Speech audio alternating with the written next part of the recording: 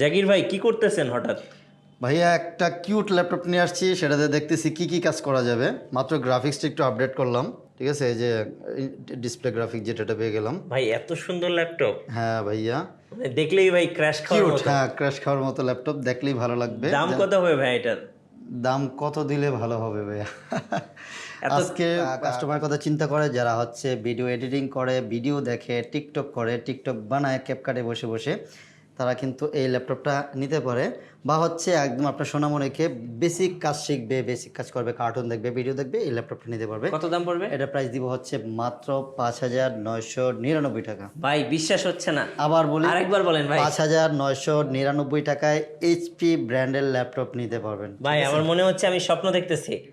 না, স্বপ্ন না, আপনি ধরে নেন, আপনি একটু ধরে দেখেন। এটা কি সত্যি 5,999 টাকা? হ্যাঁ, এদিকে অন করা আছে, আপনি দেখুন একটু, এই যে দেখেন। অন করা আছে।